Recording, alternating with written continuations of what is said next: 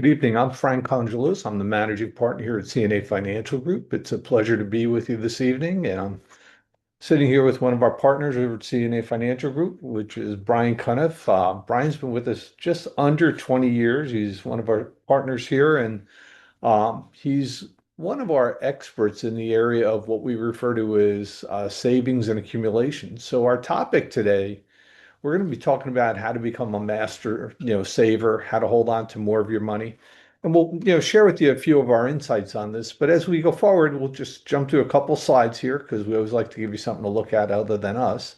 These are just full disclosures. We have to always put those out, and that's our polite way of saying any questions of taxation, laws, things of that nature. Make sure you see an appropriate professional. And then, I always say is, so what's the point of talking about, saving more and, as we go forward? So, Brian, I know you've been involved with this for a while. So, when we think about, talking about this topic, what comes to mind for you since, you're one of our specialists in-house on, accumulation? I think my easy thought initially is that it's hard to do. Everybody would prefer to save more, but life costs a lot. And it seems like, it's one of the biggest topics we hear with regard to inflation, costs of living and everything else. But at the end of the day, one of the things that I always bring up to people is at some point, we're all going to stop working. It's a fact. It's either by choice, we call it retirement, or it'll be a life event, which is something will occur. It could be a layoff, somebody gets sick or hurt, or somebody's not here anymore. But because we recognize that to be a fact, while we're here, we really have to make the most of what we have. And, having said that, I also kid and say nobody wants to talk about the B word, which is nobody wants to be on a budget. Yep. But, at the same point, this is not about budgeting. It's just about being more conscious and being aware. And then the other thing that we always like to bring up is you got to start early. And so what everybody's looking at on their slides right now is the fact that if, somebody was saving, let's call it, we take a period of time and let's say that we were looking at the course of 30 years. And so we look at 30 years and we look at someone who starts out as a saver and let's say that they're putting away 10,000 a year for the first 10 years and then they stop. Okay. So I'll call it, they started out in life, they didn't have kids, they weren't married, so they had really low costs and they were saving for a while, and then they stopped, and then they didn't save again for another 20 years. And then we'll show on the second side of that, they didn't save early. They waited 10 years, but they were really good for the next 20. Because Brian, you and I see it, we have people all the time that goes, I'll get around to it. Yeah, there's always a reason why you can't save now. Exactly. So here's, a couple of, interesting numbers, which is if we look on, the one side, put in for 10, never add it again, and we look 30 years later at 5%, 350,000 at, 30 years at 7%, 572,000. Now we look on the other side of that, and when you're looking at that, it shows that, even putting in double, same rates of return at the end of 30 years, 347, I got less, or 438 versus 572. I had less either side. So hopefully it's motivating, Yeah, start sooner rather than later. you better find a why. Totally agree. Yep. So, the reason why we get into this, and why we bring it up is most people think of the financial world in terms of what I call rates of return. And the whole idea is like, we just recently had SpaceX come out. And so, I hope it's a phenomenal investment for everybody. And I think it grows great. But I can't bet on a lottery ticket. It's like sitting there goes like, I'm going to pick the right one. And whether it's the right rate of return, the right stock, the right bond, the right investment, but I can't control the rate of return, but I can control the rate of accumulation. You might not be able to control how long you work. You Can't, mentioned life events, things change. I think COVID was the great eye opener for everybody. You could have a phenomenal restaurant that you own, patrons love you, food's great, employees love you. Then the Board of Health shows up and says, you got to close. Like, you don't know when your last paycheck's happening. So that start early thing really matters. Well, and one of the interesting things when you just say that, Brian, is we're seeing with AI, how A and I are automating and providing information so much more quickly and so much more effectively and efficiently, that we'll go through transitions of, what was an opportunity before and cash flow before may not be the same opportunity in the future. So things will evolve, things will change, but when you're living in the moment, you're living with today. Today you've got an opportunity to make good decisions. Today you have an opportunity to do things a little bit better. Yep. So, we start with, I always say, is identifying cash flow, have a plan around savings. Brian, you're expert at that. I know you're going to get into that a little bit more in a few minutes. Yep. I always say is avoid consumer debt. The only one who makes money on consumer debt is everyone but the consumer, Mhm. especially when, they're paying 15, 20, 25% or whatever the case might be. The financial institutions do pretty well on that deal. And they love it. So, the other one is avoiding what we call opportunity costs. We'll also address some myths, with regard to about money, because there are myths out there as far as, what to do. And again, Brian, we'll come back to you, which is, I call you the guru on the savings process. So, here's just things that we don't often think about. We recognize that we're getting paid. We recognize them, people get bonuses, increases, and so forth.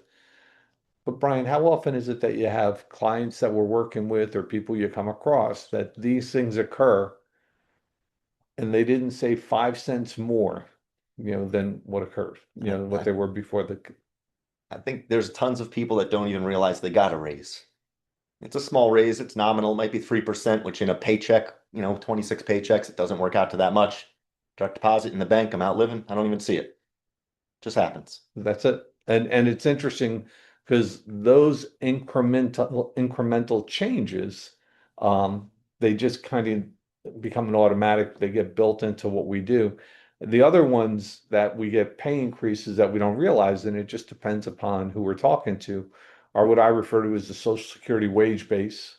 That's when people max out Social Security, and Brian, I'm sure you come across that with people. Somewhere in the neighborhood of 175 grand or so on income, stop paying into Social Security. And once that occurs, you're getting that pay increase, which is that 7.65%, I think, is what goes towards, FICA and all that. You don't get all of that because Yep. there's still, I call it that little hangover that hangs around, but it's about a 6% bump. There's a bump in net pay for a lot of reasons. Some of them on here, bonus increases, Social Security, max out your 401k. It's like you need to hunt for ways to capture those increases that happen.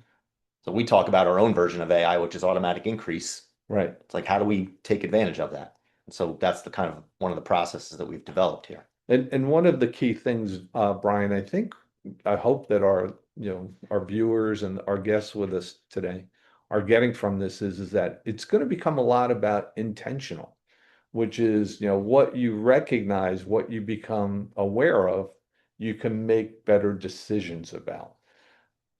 I think it's difficult for people with this to be intentional a lot because we're so busy distracted outside that we need to automate that intention. We need to help AI, help ourselves automate it so that we don't have to be doing it all the time. The more financial success involves us actually paying attention to the money, people aren't doing that. So, and I know, in a little bit, we're going to get to, how you automate it for clients and so forth, because I think that's really the answer for everybody. So let's, kind of hop through here, which is, I always say, people that have investment accounts, whether those investment accounts be retirement accounts or they be individual accounts, I think 9 times out of 10, they don't recognize what I call investment income. Yep. We compound it, hopefully, or, we're letting it repurchase, or it's going from it earns a dividend, it earns interest, and then it gets, moved over to the cash accounts or whatever if it's not reinvested. But a lot of times people aren't recognizing that, or they don't see that cash flow as an additional way to save. You also have a lot of gifting that goes on, whether it be, I think in terms of kids, which is, it could be holidays, it could be birthdays, it could be things that are going on. And the other side of this is not only when we talk about saving for the day you can't work, but we also talk about the fact that, the cost of education is off the charts. Not uncommon that, a 4-year education today could cost, $250,000. I have a daughter going to college next year for her freshman year, and yes, it's it's expensive. And so I get to laugh at this only because I've been there, done that, and I'm done. But Brian's just on the early stage of this, which is, he's just kind of getting into it right now. So I First of get to three. sit back and laugh a little bit, but it goes fast. All these places trying to identify, people in terms of saving more money, people's first thought is where do I cut back? It's like there's way more than that, to Yeah. your point. All these other places where things are happening, money's accumulating, but it's just not going anywhere. It's not even thought of as a source of cash flow.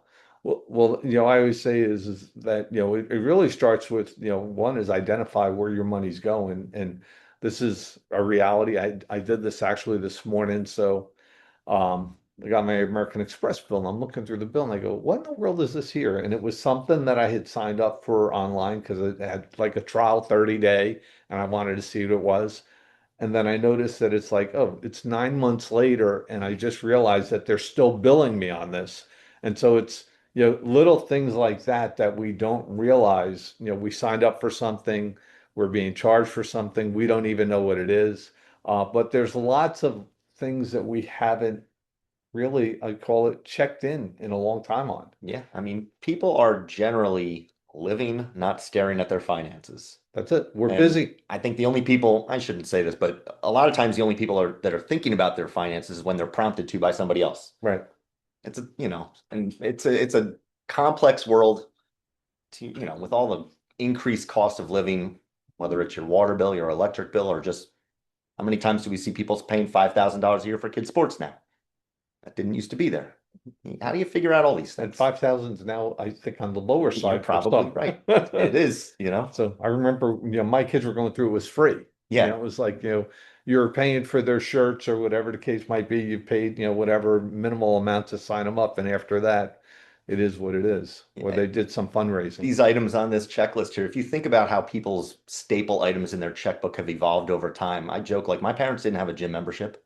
Yep. When I was young, we didn't have a subscription to Netflix. There's so much stuff in there now that's just sucking your money away from your checking account a little at a time. Like, how do you prevent this stuff? Nope, totally get it. And, for all of our listeners, again, this is really about awareness. It's almost like do a personal audit to just kind of, recognize, what's going and where. Every once in a while, too, you've got to shop certain things. And when I say shop certain things, um, property and casualty insurance are normally on what we call auto renewal. So, life insurance, disability insurance are usually set premiums. And I always say over time, it's like those premiums are going down because as you're getting older, you've got that rate when you were 30, not when you're 40. So you're good there. However, auto, homeowners, everything else are on auto renewals, and those renewals come up, and every once in a while you got to shop it Yep. because it could be a big difference there. We've seen it with a lot of people recently, just in state here, how much the increase in cost has gone up, not only just on auto, but homeowners too. It's been like a 50% increase over the last 5 years for a lot of people.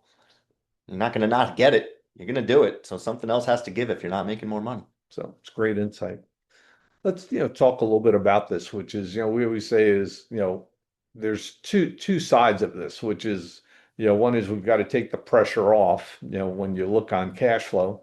And by the way, it works whether you're in accumulation or distribution. And when I say distribution is for, some of our guests who are with us and our friends and our clients, uh, some of you are in retirement. And, it's always interesting is, one of the things that I hear the most about is, Frank, while I was working, I had good income and I never really looked at what things cost.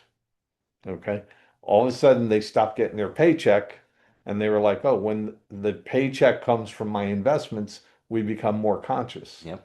And so it's always a good idea to look at what's going on and what's putting pressure on our money, whether we're working, whether we're retired or whatever, because it matters. Yep. Those pressures don't change. It's the same. And really, maybe the biggest pressure on the backside of it is that there's 7 living days instead of 5 working and 2 days of a weekend. I, Every day's Saturday. yes. And we all know that we spend more on the weekends than we do during the week. except when you're retired, then every day is the Saturday. Yep. So well said, Brian. So um, here's just some of the, I call it the standards, which is, one is every once in a while, not a bad idea. Now, if you're itemizing your taxes, it's pretty straightforward. I'm sorry, Standard if deduction. you're not itemizing, the standard deduction is pretty straightforward. If you're itemizing, um, every once in a while, get a second set of eyes to take a look at your taxes and just go, hey, does this look right? And if it's, I would say if it's within 95 to, 100%, you're good. But if all of a sudden you see a differential there, then you might want to consider looking at that a little bit different. The other one, that we talk about is, interest charges, what you're being charged on things, whether it be credit cards, whatever the case might be. Brian, what about, some of the others that you're seeing there? I mean, it's all this stuff. This is, how do you save more money? Well, I don't want to say no to my kids. I don't want to go out to eat less. Like these are the things that are getting people nothing that if we can recapture them, they're just inefficiencies. Yep, And if you recognize, especially with the cost of living, people are living longer, like you better be paying attention to your money and saving it, but in an efficient way. And these are the ways, like if we can reduce how much we give to Uncle Sam, how much we give to these other companies that are lending us money, charging us on fees, deductibles, insurance stuff, there's ways to save money on all these things. exactly. I think the biggest one is, the front end cash flow. It's like, how do we put a process in place to use that AI, that automatic increase to your favor? And I know We'll get you're to going to that. share that in a minute. We will. And I'll, recognize also what I call some of the financial myths. And when I talk about financial myths, it's still one of the favorites that I see, which is, we went through a period of time few years back when there was like a refinancing Hmm. bonanza that went on. Yep. And people went from, 6% mortgages to threes, and they went from, eights to two and a halves. And, Yep. and everybody reduced their costs when they did that. And then every once in a while, I'll be sitting down with a client or I'll be talking to their kids and they have a mortgage and they're prepaying their mortgage. Hmm. And I go, let me understand this is your mortgage cost you 3%. I said, and you're putting all that money in your house. Your house is going to appreciate at the same, you it's not going to change how fast the house goes up in value. And you're taking money that could earn better than three, perhaps, and you're burying it in an Yeah. asset. And burying may be the key word because it's inaccessible at that point. You can't get Correct. to the money. And so, in a world where we don't know what's coming next, the more money you have available to you and control of, the better you can play the game. We refer to as cash is king. Liquidity matters. Yep. And liquidity is a big thing, but um, sometimes questioning some of those financial myths are important to do. And some of these things that folks do prepaying the mortgage, it's not that it's a bad thing. It's It it's a positive thing, but might be a better way to do it. it's very low on the positives. Right. It's low on the list. It feels good, Yeah, certainly. but it's sometimes not the best financial. The other ones too is, when you look at low rate savings, we're in an environment today where interest rates are higher than they've been for many years. If you're not making 3%, 4% on safe money today, you got to question that. Yeah, you're missing it. And It's it's the out there. same thing on loans and things of that nature. One of the things that I've done many times with clients and their kids are interfamily financing, whereby, mom and dad are flushed with cash, and the kids are going to go get a mortgage at 7 or 8%. And you might look and goes like, why don't you borrow from mom and dad at 6 or 7 and save yourself some? And it's good for mom and dad and it's good for them. And so interfamily financing is a big deal. It's a big one. People don't think of that one a lot. Usually the lender there is more flexible than a traditional lender. Things get hairy, and I think parents know they're trying to help the kids. If they don't help them now, there might be a problem later that they're gonna have to come back to help. And then, we call it the waterfall example. In particular, that's for clients that have several credit card debts. And it's how do you pay them off? And so um, many times I'll be sitting with someone and they'll go, I got this card and this card and this card, but I'm paying them off. I go, what's your strategy for paying them off? Well, I send them all a little bit extra each month. And I go, ooh, that's a tough strategy. And Yeah. then when we show them how that works versus the waterfall example, which is, you know, where you're paying the minimum payment on the lowest interest cards and you're chunking the larger payment towards the high interest card. Yep. And so you pay the high interest off first. So that's where most of the money should be going, pay the minimum on the others. And then once you pay that one off, you take what you were doing there and then you go to the next highest one and the next one. And it's kind of like that waterfall till you get them all done. And then you have to buy scissors. Yes. And we're not saying that you got to cut all your cards, Don't cancel them. but you cut the high cards. Put them on ice. That's it. You got Yep. to be done with those. So just a little insight on, what I call bad debt. And then Brian, I'm gonna let you spend time on this because I really think you're one of the experts on, a savings process, how it works. So, I'll just let you kind of run with this one a little bit. All right. So I'm this one is, I mean, we talked about saving is the thing you can control most. You can't control necessarily how long you work. You can't control the rate of return necessarily, but saving you can. And I think the biggest problem America has is that they have no structure or process for it. And I think we've always talked about no plan is a plan, but no plan usually means for most people, I take 100% of my net income, I direct deposit it first to my spending account. Checking account's a fancy word for spending account, right? Yep. Money, at least in my life, money goes into checking account. It never makes it back to the savings account. It goes out, we eat it, it's gone. So how do we kind of take the process that people are using in the most successful financial place that they have and apply it to the rest of the money? So when we look at balance sheets, I think the two biggest numbers we see on people's page frequently are in the real estate section and in the retirement section. Real estate, put down a little bit of money, you've got a big value of the real estate on the balance sheet. Right. Mortgage also. 401k, that's the biggest place for everybody.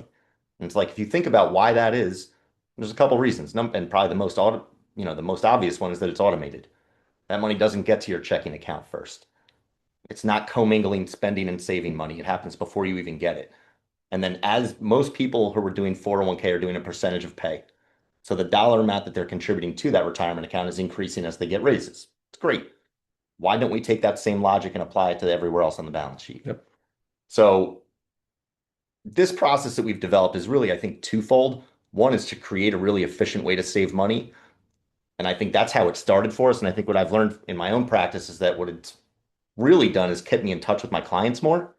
And that's created a way for us to continually look at and be proactive about their money and kind of take advantage of things before they're actually coming into play, allowing us to recapture money that's no longer getting sent out to bills. So, example, I had a car payment that was done in January. And I think every other car payment historically in my life, when it finished, that money just floated in my checking account and the car dealership didn't take it out anymore. What I would say is all this, it went from being a directed dollar Hmm. to an available dollar to a disappearing dollar. That's it. And it was like when it was directed, it happened. And then all of a sudden it was just sitting. And then it was like, oh, there's money there. And then it disappeared into, something else. Everybody wants to save more money. Nobody thinks they can necessarily. We could all save a dollar more and automate that. It's easy. But I think you have to realize how variable and fluctuating people's incomes actually are. I see, take maybe the most standard salaried people you'll find out there is teachers a lot of times. They get bumps in pay. They do cafeteria duties. They get a stipend for doing a different class. They do sports. They do coaching, right? There's all these different things that even salaried people will have happen that'll cause their income to fluctuate. And so what we're trying to help people with is how do you kind of anticipate the raise and position yourself to save some of it? Right. And so I think the process that most people have, if you think in terms of things being conscious and unconscious, the direct deposit setup that most folks have goes right to their checking account. It pays their bills. If there's any left, they'll try and save some. But in order for that to happen, one, there's got to be some money left. Two, you've got to be aware of it. And three, you've got to actually get it out of the checking account and save it somewhere. So it's like three things that need to happen that most people, there's not always enough left. We're usually not aware unless people are making it happen. So what we've kind of figured out is that you will get a raise. And for everybody who thinks they might not, I always ask them, like, if your boss tells you, we love you, we want you to stay here forever, we're never going to give you a raise. Will you stay? No. Inflation's real. We got to get more money. So my concept is like, if we can help people save a quarter of the raise, what an impact that has. So when we talk about that, I always say a picture is worth 1,000 words. So here's what, we see traditionally what people are doing. And when I say traditionally is because, as you expressed a minute ago, Brian, that 401k is the most common of what people do. So what this basically is saying is that, someone, let's say at 35 years old, we're going to take a 30-year period from 35 to 65 years old, and they're going to put away 5% into a 401k over time. And let's just assume it grows at 5%. And so if they're earning $100,000 a year and they put away their 5%, okay, at the end of that period of time, what are they going to have? And the answer is right there. It's $561,000. Yep. Now we take a look at what you just described, which is when people get a difference in a pay increase, and then, Brian, I'll let you walk through this one. I might actually toggle back and forth on this for a second here. So in the middle of the page, you'll see salary increase 4%, yearly increase to outflows 4%. That's very standard for most people. They get a pay raise, their 401k dollar amount goes up because it's a percentage, but the Right. rest of that raise lands in the spending account. Yep. In And other that, words, in other words, whatever was going in a checking account is what they're living on, but yet they were saving in the 401k. yep.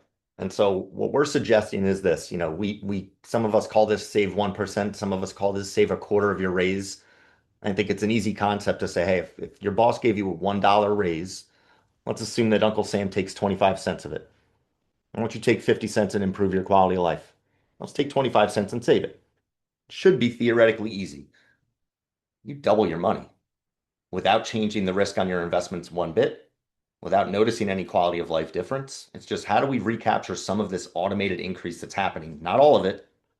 Little 1 degree shifts make a huge difference. And when you think of what is in front of us here is so someone who would be doing their 401k, they'd still get the 561. Yep. Plus, if they had a process in place to capture that extra percentage, not saying all of their raise, but a part of that raise, it's an extra million and change. So you're talking about three times the accumulation at retirement age. It's significant.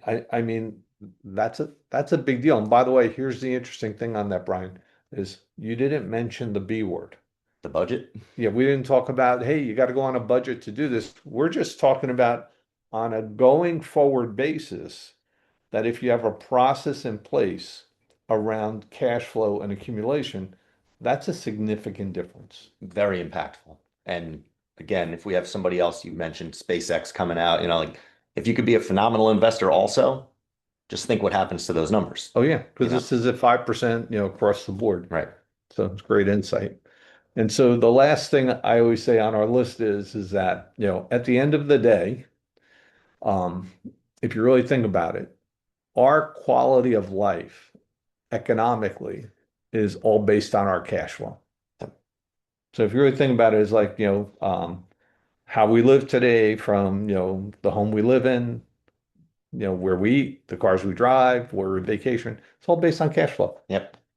And their whole purpose of holding on to more of that money and hopefully giving, people substantially more when they stop working is so that they've got great cash flow in retirement and a great quality of life. Yep. Now, having said that is we'd be remiss if we didn't say, make sure, we're talking about from today till retirement, but if a life event occurs between today and retirement, you've got to take the risk off the table. And so, Brian, maybe just share with people what they should be doing to take the risk off the table. We call it, it's almost like the foundation of everything that goes on. Yeah, I have this worry and order approach where, I see young people come in and, if you're 48 like me, you're young. Um, Retirement's still a long ways away. If it can happen today, we should address it first. And so if you think about, my dad taught me something a long time ago. He said, your best friend is your paycheck. He said, if that paycheck doesn't come in, your mortgage isn't getting paid, you're not saving money, you're not paying for your kids' sports, all this stuff. So how do you take the risk off? Like the biggest risk is losing your cash flow Yep. for a long period of time. And there's only really maybe three things that might cause that. You could die, you could get sick, or you could lose your job. So Nobody thinks they're dying, and if they do, they go, it's not my problem. My family will figure it out. disability, you're still going to want to go on vacation. Unemployment is the big thing. And I just go back to COVID. You don't know when that paycheck's going to stop. There could be some virus that says close your business. Now what?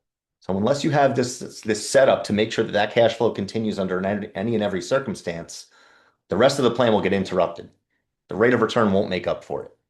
That's it. So I always kid people and I say that, if you did 10 years of savings and you save 10% of your income, 1 year of a stop or no income will eat up those 10 years. yep. So it's important, and we always say is, so have liquidity in your life, which is, I always say is when people lose a job, they go through a trough. It's liquidity that helps you to go across to the next opportunity. Make sure you've got adequate disability coverage, which is if you're sick or hurt, make sure that there's, another paycheck coming in, even if it's coming from an insurance company. And likewise, if you're not here, I always say the responsible thing to do is you take care of the people you love and you care about. I have a wife and 3 kids, and I talk about a lot of times if I don't come home tonight, I don't want their life to change. I want them to stay in the That's same it. house, same school choices, same retirement horizon. Be sad, I hope, but don't miss a beat financially. And then last is, that was all about protecting your income. Also make sure that, with property and casualty insurance, you protect your assets. I think the funniest thing that I see is that last one is a force on people. The state requires you to have car insurance. Bank requires you to have homeowners insurance. Right. Everything above the line, you got to police yourself. That's great insight. And sometimes we don't police things ourselves, and we should. So having said that, for everybody that's been with us this evening, we appreciate you being with us. Brian Cunniff, Brian Congilose. Um, think about it, with regard to, what can you do to just, it's a 1 degree shift, and it's not go on a budget, it's not do anything that's real uncomfortable, but just start being intentional, and then the difference you'll see at the end is phenomenal. Yep. So thanks for being with us. Brian, thanks for spending the time with us this Thanks, evening. Frank. Everybody enjoy the summer as we're going forward. Starting to get some nice toasty weather out there. So enjoy your day. It was a pleasure being with you.